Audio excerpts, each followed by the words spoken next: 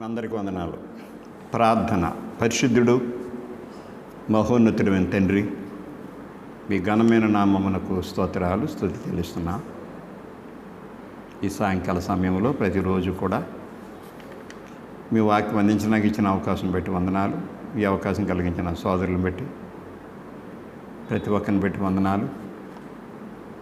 సంఘాలను దీవించండి, రాష్ట్రాలను దీవించండి, దేశాలను దీవించండి. కరోనా మీ చేతమైతే కరోనా వైరస్ని విడుదల చేయండి. అలాగే మీకు వందనాలు చెల్లిస్తూ మీ వాక్యం మాట్లాడుతున్నాం. మీ జ్ఞానంతో, మీ జ్ఞానమే మీ వాక్యమే, మీ జ్ఞానాన్ని మాట్లాడుతున్నాం మేము. కనుక మీ జ్ఞానం మాట్లాడేటప్పుడు ఏం తేడా తప్పులున్నా క్షమించి, మీ జ్ఞానం ఉన్నదన్నట్టుగా బొంచడానికి సహాయం చేయమని, దీవించమని, ఆశీర్వదించమని యేసు ప్రభు పేరట ఏడుస్తున్నాం తండ్రి. ఆమేన్.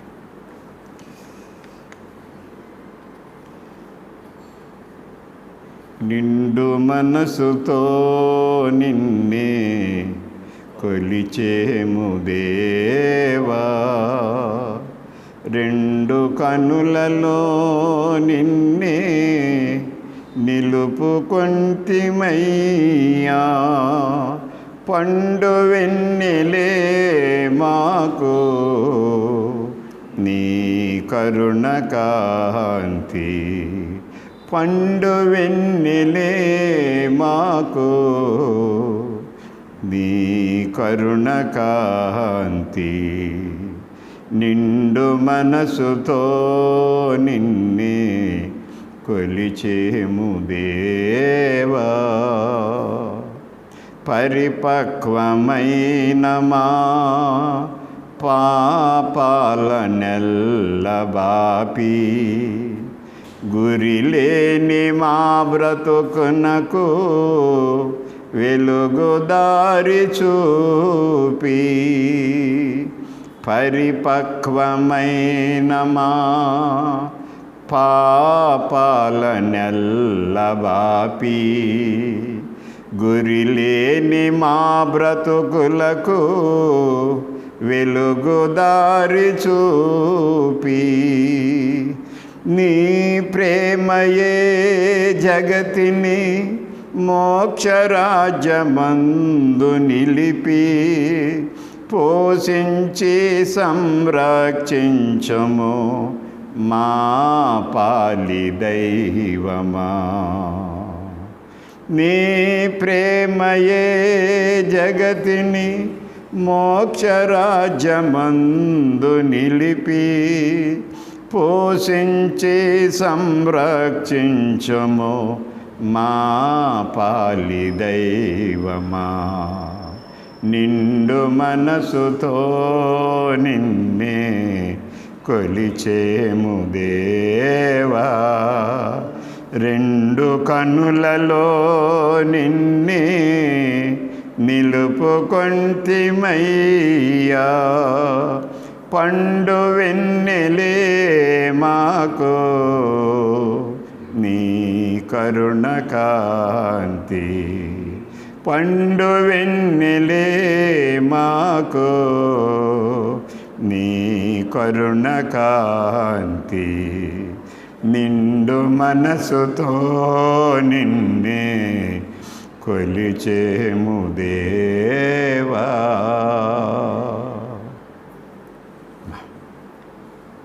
మొదటిగా దేవదేవునికి నా కృతజ్ఞతలు తెలియజేస్తున్నాను. అలాగే మీ అందరికీ కూడా మరోసారి నా వందనాలు తెలియజేస్తున్నాను. పరిశుద్ధ లేఖనాల నుండి అపోస్తుల కార్యములు 17వ అధ్యాయము 30-31 వచనాల్లో ప్రతి మనిషి తెలుసుకొనవలసిన 3 విషయాలు అక్కడ ఉన్నాయి. ప్రతి మనిషి తెలుసుకొనవలసిన 3 విషయాలు అపోస్తుల కార్యములు 17వ అధ్యాయము 30-31 వచనములో 3 విషయాలు కనబడుతుంటాయి. చదువుతాను. బైబిల్ తెరవండి. 17వ అధ్యాయములో 30-31. ఆ అజ్ఞాన కాలములను దేవుడు చూచి చూడనట్టుగా ఉండెను. ఇప్పుడైతే అంతటను అందరును మారు మనసు పొందవలనని మనుషులకు ఆజ్ఞాపించుచున్నాడు. 31వ వచనం. ఎందుకనగా తాను నియమించిన మనిషిని చేత నీతిని అనుసరించి భూలోకమునకు తీర్పు తీర్చబోయేడి ఒక దినమును నిర్ణయించి ఉన్నాడు. మృతులలో నుండి ఆయనను లేపినందున దీని నమ్ముటకు అందరికీ ఆధారం కలుగజేసి ఉన్నాడు. ఇక్కడ 3 విషయాలు ఉన్నాయి. ఒకటి అజ్ఞానము అని ఒకటి ఉంది, రెండవది మారు మనసు అనేటువంటిది రెండవది ఉంది, మూడవది తీర్పు. అక్కడ 3 విషయాలు ఉన్నాయి. ప్రతి మనిషి తెలుసుకోవలసిన 3 విషయాలు, ప్రాముఖ్యమైన విషయాలు. మొదటిది ఏంటంటే అజ్ఞానం అనేటువంటిది. అజ్ఞానం ప్రపంచాన్ని ఇబ్బందులు పాలు చేస్తున్నది. కానీ ఏదైనా నష్టపోతాం, కానీ ఏదైనా మనకు జరుగుతుంది, అన్యాయం జరుగుతుంది, అక్రమం జరుగుతుంది, ఏదైనా జరుగుతుంది అనుకుంటే అది మనిషి యొక్క అజ్ఞానము. అజ్ఞానం అంటే దేవుని జ్ఞానం లేకపోవటం. బైబిల్ ఏం బోధిస్తుందంటే దేవునిని ఎరిగి ఆయనకు లోబడటమే జ్ఞానం అన్నాడండి. అజ్ఞానం అనేటువంటిది, అజ్ఞానం దీనికి వ్యతిరేకంగా ఉండేది అజ్ఞానం. సామెతల గ్రంథం 15వ అధ్యాయము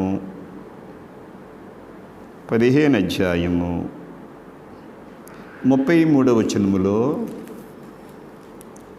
సామెతల గ్రంథం 15వ అధ్యాయము 33వ వచనములో చదువుతాను. యెహోవా యందు భయభక్తులు కలిగి ఉండుట జ్ఞానాభ్యాసమునకు సాధనం అని ఉంది. జ్ఞానాభ్యాసానికి సాధనం ఏంటంటే యెహోవా యందు భయభక్తులు కలిగి ఉండటం, అంటే ఆయనకు లోబడటం అన్నమాట. దానికి వ్యతిరేకమైందే అజ్ఞానం. హోషే గ్రంథంలో 4వ అధ్యాయం 1వ వచనములో, హోషే గ్రంథం 4వ అధ్యాయం 1వ వచనములో, ఇశ్రాయేలు వారలారా యెహోవా మాట ఆలకించుడి, సత్యమును కనికరమును దేవుని గూర్చిన జ్ఞానమును దేశమందు లేకపోవుట చూచి యెహోవా దేశ నివాసులతో వ్యాజ్యమాడుచున్నాడు. చూడండి, అక్కడ దేవుని గూర్చిన జ్ఞానమును సత్యమును కనికరమును దేవుని గూర్చిన జ్ఞానమును దేశమందు లేకపోవుట చూచి యెహోవా దేశ నివాసులతో వ్యాజ్యమాడుచున్నాడు. అజ్ఞానం అంటే ఒకడు తెలియక పాపం చేసిన ఎడలను లేక పొరపాటు వలన కానీ పాపం చేశారనే మాట వస్తుంది. అయితే ఇక్కడ మానవునికి దేవుని గురించిన సత్యము వాస్తవంగా యేసుక్రీస్తు ప్రభు వల్ల ప్రపంచమందరికీ దేవుని జ్ఞానం తెలియబడింది. దేవుడు తెలియజేయబడ్డాడు. అయితే ఇక్కడ మీరు గమనించాలి, క్రమక్రమేణా బయలుపరచబడినటువంటి దేవుని చిత్తము, దేవుని జ్ఞానము. అయితే ఈ బోధలు అంటే ఎంతకాలమైతే ఆ దేవుని చిత్తం, దేవుని యొక్క జ్ఞానం లోకానికి బయలుపడలేదో, అంటే యేసుప్రభు రాకముందు లోకానికి దేవుని జ్ఞానం బయలుపడలేదు. యేసుప్రభు వచ్చిన తర్వాత దేవుని జ్ఞానం లోకానికి క్రమక్రమేణా బయలుపరచబడింది. అజ్ఞానం ఏంటంటే ఇక్కడ ఏమంటాడంటే ఆ అజ్ఞాన కాలములను దేవుడు చూచున్నట్టుగా ఉండెను అని ఉంది. అజ్ఞాన కాలం ఎప్పుడంటే దేవుని జ్ఞానం లోకానికి బయలుపరచబడినప్పుడు, దేవుని జ్ఞానం లోకానికి తెలియనప్పుడు. అయితే యేసుక్రీస్తు ప్రభు ఏం చేశారంటే దేవుని జ్ఞానాన్ని క్రమక్రమేణా లోకానికి తెలియజేశారు. అంచేతను ఎప్పుడైతే తెలియజేశారో, అంటే ఇప్పుడు ఈ బోధలో తెలియబడిన కాలం అంతా కూడా అజ్ఞాన కాలము. అలాంటి కాలాల్లో మనుషులు పాపం చేస్తే దేవుడు ఎలా ఉన్నాడంటే చూచి చూడనట్లుగా ఉన్నాడు అని ఉందండి. చూచి చూడనట్లుగా ఉన్నాడట దేవుడు. అజ్ఞాన కాలాలంటే ఇప్పుడు దేవుని చిత్తం బయలుపడినప్పుడు. వాస్తవంగా దేవుడు ఉన్నాడు, దేవుని చిత్తమైనటువంటిది ఎలా తెలియబడుతుందంటే, మన ఈ సృష్టి అంతా చూస్తే సృష్టిని చూస్తున్నప్పుడు దేవుడు ఉన్నాడు, సత్యం ఉంది అని మనకు అర్థమవుతుంది. అలాగే యేసుప్రభుని చూస్తూ ఉంటే దేవుడు అర్థమవుతున్నాడు. ఆయన బయలుపరిచాడు, అదృశ్యుడైన దేవుణ్ణి యేసుప్రభు బయలుపరిచాడు. అలాగే బైబిల్ కూడా సాక్ష్యమిస్తుంది దేవుడు ఉన్నాడు అని, ఓ సత్యం ఉందని, దేవుని జ్ఞానం ఉందని బైబిల్ కూడా బోధిస్తూ ఉంది. అందువల్ల ఎంతకాలం అయితే తెలియబడలేదు, అది అజ్ఞాన కాలం. అప్పుడు దేవుడు ఏం చేశాడంటే ఎలాగున్నాడటండి, చూచి చూడనట్టుగా ఉన్నాడు. పట్టించుకోలేదు అంతగానే. చూడండి, దేవుడు పూర్వం చేసినటువంటి మానవులు చేసిన పాపాలు తాను ఊరం వల్ల ఉపేక్షించినందున అని ఉంటుంది వాక్యంలో. అందువల్ల ఇక్కడ అజ్ఞానం అనేటువంటి చాలా ప్రాముఖ్యం. ప్రియ సోదరి సోదరులారు, ఈ విషయాలు ఖచ్చితంగా మీరు అర్థం చేసుకోవాలి.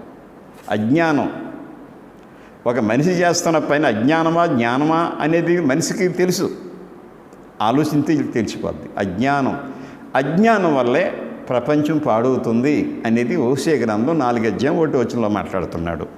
అజ్ఞానం అంటే మానవుడు తన సొంత దుర్బుద్ధి చేత సత్యానికి లోబడకపోతే అదే అజ్ఞానం. దానికి ఏంటనేది ఆకారం చూద్దాం. రెండో పాయింట్కి వద్దాం. అజ్ఞానం అనేది పెద్ద అంశం, కానీ మనం అనుకున్న ఈ 3 విషయాలు మీకు ఇవ్వాలి. 3 విషయాలు: అజ్ఞానము, 2 మారు మనసు అంటే పాపం చేసిన వాడు తన పాపాలని విడిచిపెట్టి దేవుని తట్టు తిరగటం. పాపం చేసిన వాడు తన పాపములు విడిచిపెట్టి దేవుని తట్టు తిరగటం మారు మనసు అన్నారు దాన్ని. అంటే పాపముల విషయంలో దుఃఖించడం అనేది మారు మనసు కాదు. చాలాసార్లు ఏదైనా పొరపాటు చేసి పాపం చేసి దుఃఖిస్తుంటారు, కానీ అది కాదు, అది మారు మనసు కాదు. అంటే కేవలం దుఃఖం మాత్రమే ఉండటం అనేది మారు మనసు అనబడదు. అయితే ఏం చేయాలి? విశ్వాసముతో పాపాలను విడిచిపెట్టి దేవుని తట్టు తిరగాలి. ఎందుకంటే దేవుడు పాపులను రక్షించడానికి ఆయన ప్రేమ ప్రత్యక్షమవుతుంది. యోహాను సువార్త 3:16 దేవుడు లోకమును ఎంతో ప్రేమించెను, కాగా ఆయన తన అద్వితీయ కుమారునిగా పుట్టిన వారిని విశ్వాసించు ప్రతివాడు నశింపక నిత్యజీవం పొందినట్లు ఆయనను అనుగ్రహించెను. చూడండి, అక్కడ మారు మనసు అనేటువంటిది అంటే దేవుని తట్టు తిరగటం, పాపములు విడిచిపెట్టి దేవుని తట్టు తిరగటం మారు మనసు అని. అపోస్తలుల కార్యాలు 2:38 మీరు మారు మనసు పొంది పాపక్షమాపణ నిమిత్తం ప్రతివాడు యేసుక్రీస్తు నామములో బాప్తిసం పొందుడి, అప్పుడు మీరు పరిశుద్ధాత్మవరం పొందుతారు. అది అపోస్తలుల కార్యాలు 3:20 చూడండి. అపోస్తలుల కార్యాలు 3:20 చూడండి. అపోస్తలుల కార్యాలు 3:20లో అపోస్తలుల కార్యాలు 3:20 చదువుతాను చూడండి. మీ కొరకు నియమించిన క్రీస్తు యేసును ఆయన పంపినట్లును మీ పాపములు తుడిచివేయబడి నిమిత్తము మారు మనసు నొంది తిరుగుడి. ఆవిడేమొద్దంట, అన్నిటికీ కుదిరిపాటు కాలంలో వచ్చును. ఎప్పుడైతే నువ్వు మారు మనసు ముందు తిరుగుతావో, నీ పాపములు తుడిచివేయబడి నిమిత్తం మారు మనసు పొంది తిరుగుడి. అప్పుడు ఏమవుతుందంటే అన్నిటికీ కుదిరిపాటు కాలాలు వస్తాయి.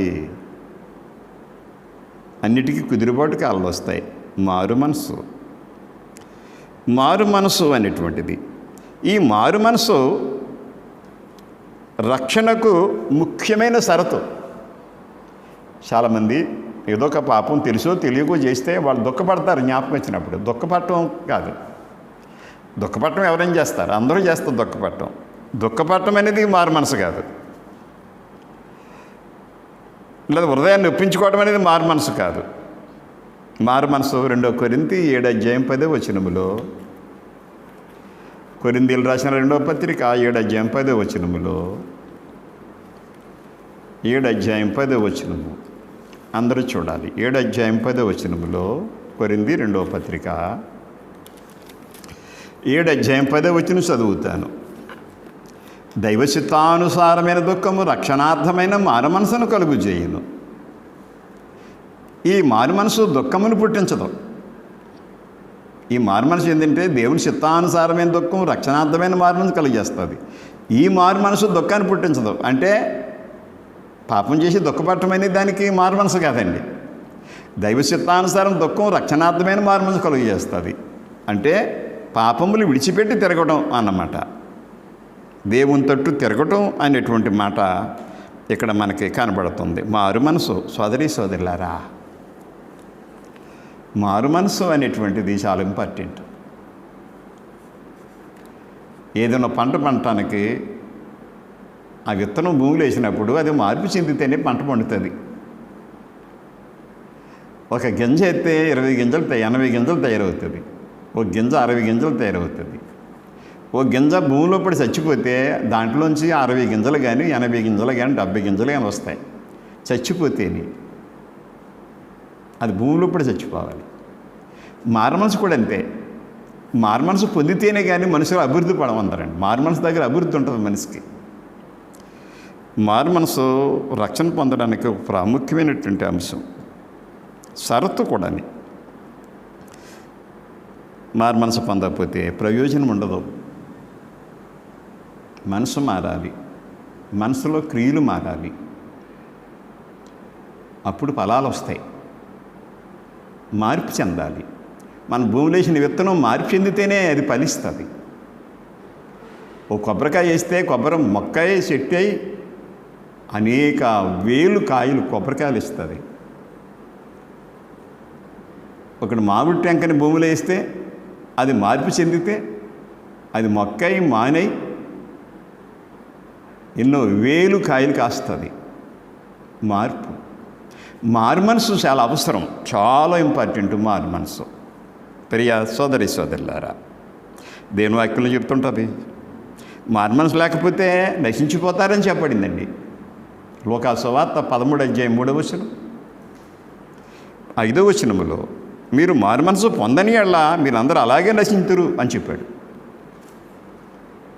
లూకా 13:3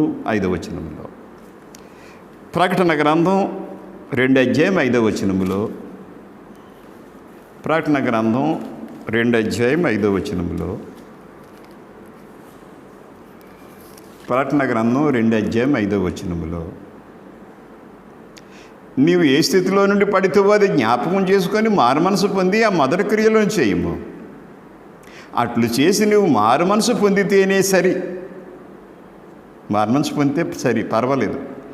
లేని ఎళ్ళ నేను నీ వద్దకు వచ్చి నీ దీపస్తంభమును దాని చోట నుండి తీసివేతును. దీపస్తంభాన్ని తీసేస్తా అంటాడు. అంటే దీపస్తంభం అంటే వెలుగు అనమాట. వెలుగుని తీసేస్తా అంటున్నాడు మారు మనసు పొందకపోతే. 22 ప్రకటన గ్రంథం.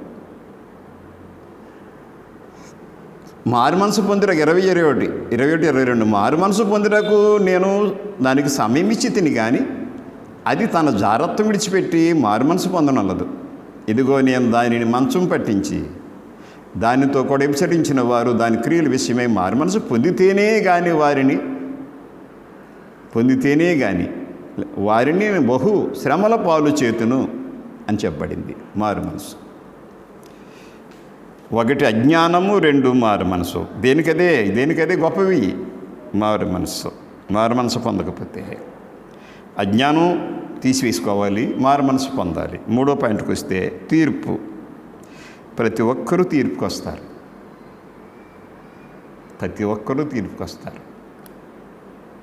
చూడండి ఒకసారి చూద్దాం ఒకసారి. ప్రసంగి గ్రంథం 12:14 మనుషులు ఇది గుర్తించలేకపోతున్నారు. చాలామంది గుర్తించలేకపోతున్నారు. 12:14.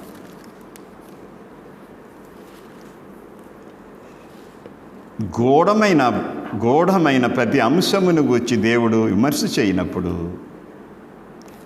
ఆయన ప్రతిక్రియను అది మంచిదే కానీ చెడ్డదే కానీ తీర్పులోనికి తెచ్చును.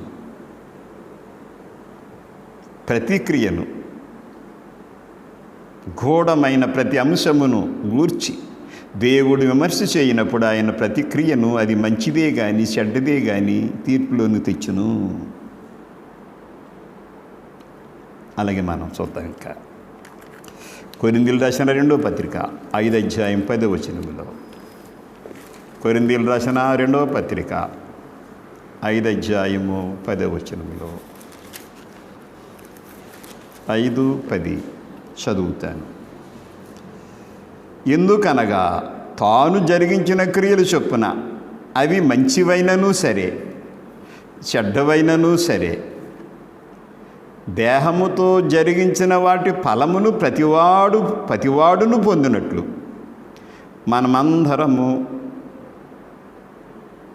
మనమందరమును క్రీస్తు న్యాయపీఠం ఎదుట ప్రత్యక్షము కావలయును.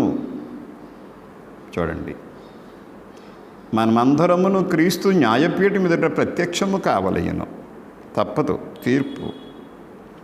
అందరికీ తీర్పు ఉంటుంది, తప్పించుకోలేని పరిస్థితి. మనుషులు ఒక్కసారి మృతి పొందుతాడు, కానీ శరీరంతో చేసిన పనికి దేవుడు లెక్క అప్పగించాలి. దేవుడికి లెక్క అప్పగించాలి. దేవుడు న్యాయకర్త. దేవునికి మరుగు ఉండదు ఏదండి, అన్నీ తెలుసు. మనందరూ ఏం చేస్తున్నామో తెలుసు. చీకట్లో ఏం చేస్తున్నామో, ఎలుగులో ఏం చేస్తున్నామో, పబ్లిక్లో ఏం చేస్తున్నామో, రహస్యంగా ఏం చేస్తున్నామో, ఏ దేశం నుండి ఏం చేస్తున్నామో, ఏ ఊరిలో ఏం చేస్తున్నామో, ఎక్కడుండి ఏం చేస్తున్నామో ప్రతీదీ ఎరిగిన దేవుడు. ఆయనకి కనబడిన సృష్టం ఏదీ లేదు. అందరికి ఆయన మొత్తం అంతా కనపడుతుంది ఆయనకి. అందరూ తీర్పులు రావాలి. దేవుడు న్యాయకర్త. ఎబ్రీ పత్రిక 12:23. దేవుడు న్యాయకర్త. ఎబ్రీ పత్రిక 12:23.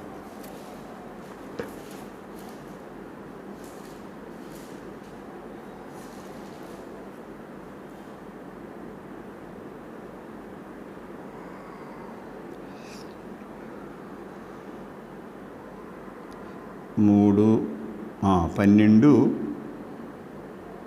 క్షమించాలి, రిఫరెన్స్ తేడా.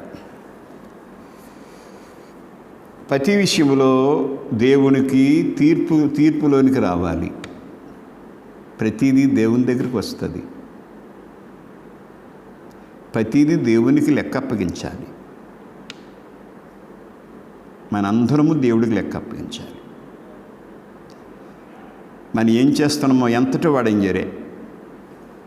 దేశాన్ని పరిపాలించే చక్రవర్తులే కానీ, రాజులే కానీ, అధ్యక్షులే కానీ, ప్రధానులే కానీ, మంత్రులే కానీ, ఎవరైనా సరే, బలవంతుడు, ధనవంతుడు, ఘనవంతుడు, ఎవరైనా సరే ఏం చేస్తున్నాడో ఆ పని దేవుడికి లెక్క అప్పగించాలి. దేవుడి నుంచి తప్పించుకునే అవకాశం ఉండదు. దేవుడు న్యాయకర్త. దేవుడు న్యాయకర్త అయి ఉన్నాడు. దేవునికి లెక్క అప్పగించాలి. దేవునికి లెక్క అప్పగించవలసిన అవసరం ఉంది. ప్రతి ఒక్కరూ ఆలోచన చేయండి. మొట్టమొదటిగా ఒకటి అజ్ఞానం తొలగించుకోవాలి. 2 మారు మనసు పొందాలి.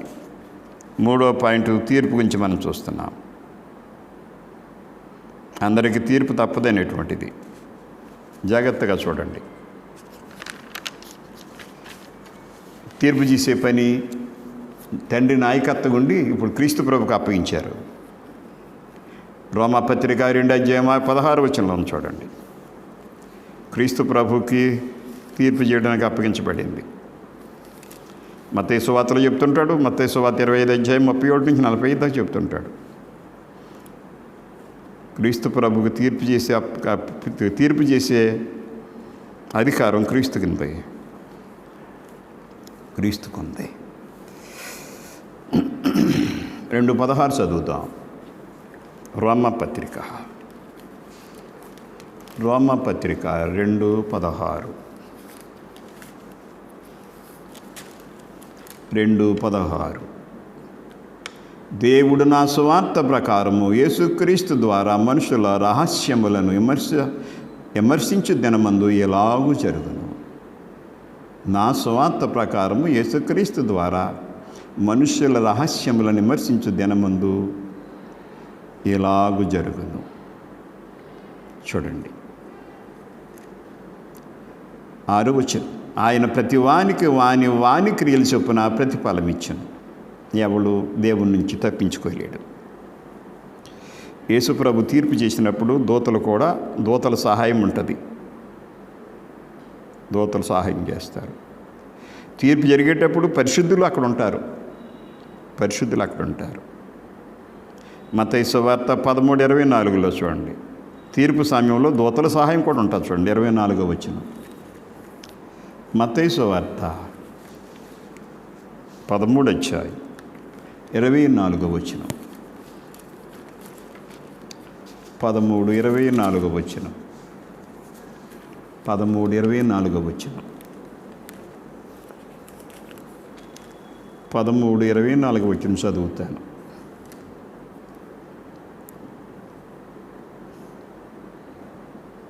ఆయన మరి ఒక ఉపమాన వార్త చెప్పాను. పరలోక రాజ్యము తన పొలములో మంచి విత్తనం విత్తిన మనిషిని పోలి ఉన్నది. అలా మనం చదువుకుంటూ వస్తే మనుషులు నిద్రించడం అతని శత్రువు వచ్చి గోధుమల మధ్య గురుగులు చల్లిపోయాను. అలా మనం కిందకంటా మనం చదువుకుంటూ వస్తున్నప్పుడు దేవదూతల సహాయము తీర్పు చేసినప్పుడు దేవదూతల సహాయము అనేటువంటిది అక్కడ ఉంది.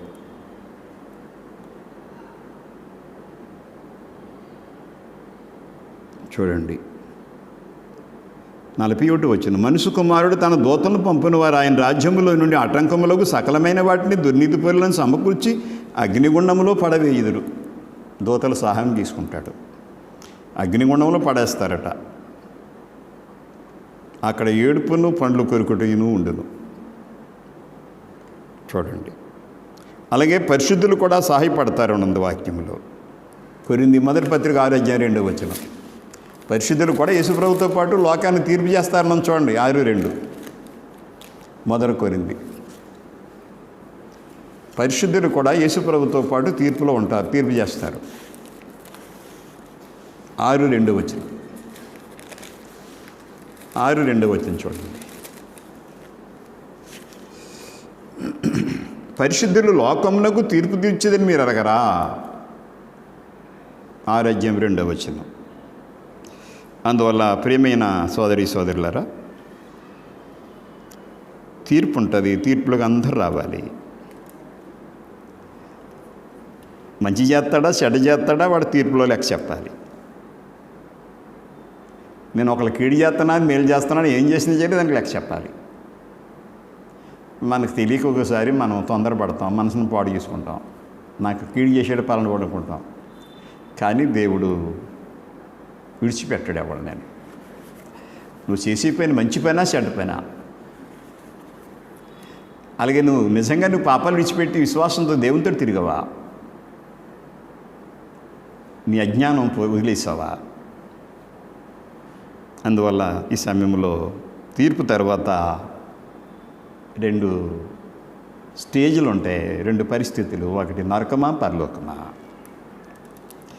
అందువల్ల వింటున్నా మీరు మరి ఎందుకు ఈరోజే మీరు ఎందుకు అజ్ఞానం నుంచి బయట రాకూడదు? అజ్ఞానం ఎందుకు విడిచిపెట్టకూడదు? అలాగే మారు మనసు ఎందుకు పొందకూడదు? తీర్పు తప్పదు కదా. ఈరోజే మారు మనసు పొంది ఇదే అనుకూల సమయం అంటాడు కొరింథీ 2వ పత్రిక 6:2 వచనంలో. ఈరోజే మీరు మారు మనసు పొంది అజ్ఞానం విడిచిపెట్టి ప్రతి విషయం దేవుడు లెక్క చెప్పాలి కాబట్టి, లెక్కలోకి వెళ్ళాలి కాబట్టి మనం ఏ పని చేస్తున్నాం ఏం మాట్లాడుతున్నాం అన్నీ కూడా జాగ్రత్తగా దేవునితో కలిసి ఉండి చెయ్యాలని కోరుతూ ఇంతవరకన్నా మీ అందరికీ నా వందనాలు తెలియజేస్తున్నాను. ప్రార్థన. పరిశుద్ధుడు మహోన్నతుడు సర్వోన్నతుడు దేవా, మీకు వందనాలు. సంఘ సభ్యులను దీవించండి. ఇందిరా కాలనీ కాకినాడ సంఘాన్ని ప్రతి కుటుంబాన్ని పేరు పేరున దీవించండి. సచివాలయం ఈకేరాయపురం సంఘంలో ఉన్న ప్రతి కుటుంబాన్ని పేరు పేరుని దీవించండి. అలాగే ప్రపంచంలో ఉన్నట్టు మీ సంఘాల్లో ఉన్న బిడ్డలు కుటుంబాలు పేరు పేరుని దీవించండి. దూరదేశంలో బిడ్డలు కుటుంబాలను పేరు పేరుని దీవించండి. దూర ప్రాంతంలో ఉన్న బిడ్డలందరినీ కూడా పేరు పేరుని దీవించండి. సచివాలయంలో ఉన్న ప్రతి ఒక్కరిని కూడా పేరు పేరుని దీవించండి. ఆరోగ్యం లేకుండా ఉంటే ఆరోగ్యం ఇవ్వండి. అలాగే తండ్రి కరోనా వైరస్ వల్ల దేశాలన్నీ ఎంతో భయపడిపోతున్నాయి. దానికి ముగింపు మీరు ఇవ్వాలని మీ చిత్తమైతే సహాయం చేయమని కోరుతున్నాను. దానికి మెడిసిన్ కానీ దానికి ఏదోటి మీ సహాయం చేయండి. మా తప్పులు పొరపాటు క్షమించండి. మీకు వందనాలు చెల్లిస్తున్నాం. మా దేశాన్ని కాపాడండి, ప్రపంచ దేశాలను కాపాడండి, పరిపాలకులను కాపాడండి, వాళ్ళకి మా జ్ఞానం ఇవ్వండి, ధైర్యం ఇవ్వండి. మమ్మల్ని అందరినీ కాపాడండి బాబు.